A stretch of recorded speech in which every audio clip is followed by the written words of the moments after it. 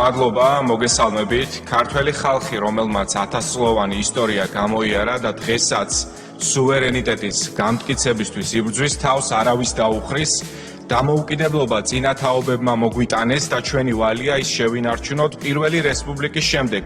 გმირმა ერმა საბჭოთა იმპერიას წინააღმდეგობა გაუწია, 1927 წლის რეპრესიები გამოიარა, მეორე მსოფლიო ომში ფაშიზმის წინააღმდეგ იბრძოლა, დედაენა დაიცვა 1989 წლის 9 აპრილს, წითელ არმიას დაუპირისპირდა და 1991 წელს დამოუკიდებლობა აღიდგინა. ამის შემდეგაც საქართველომ თავისუფლებისთვის ბრძოლა განაგრძო, ახლა, როდესაც გეოპოლიტიკა ასე შეიცვალა, არავის მივცემთ უფლებას სამშობლო წაგვართვას.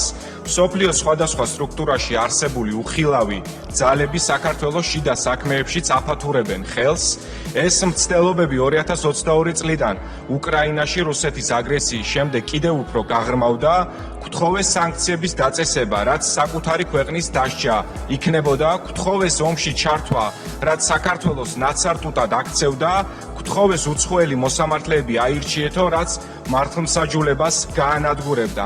ამის გაგრძელება ეგრეთ წოდებული მეგობარი აქტიც, რომელსაც მეგობრულთან საერთო არაფერი აქვს, ეს კოლექტიური ნაცმოძრაობის გადარჩენის აქტია, რაც მჯერა ასევე განწირულია მარცხისთვის.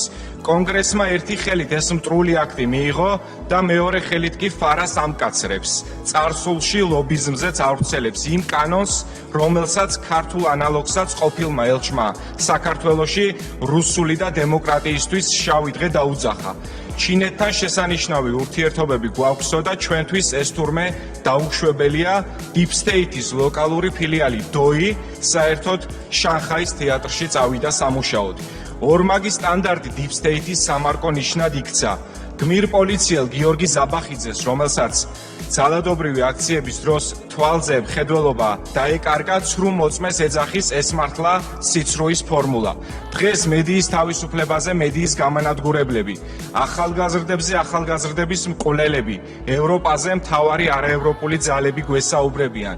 პრეზიდენტ ტრამპს კი Deep State-ის წინააღმდეგ ბრძოლაში გულშემატკივრობთ, ამის დადასტურებაა პრემიერ-მინისტრის დღევანდელი ღია წერილიც.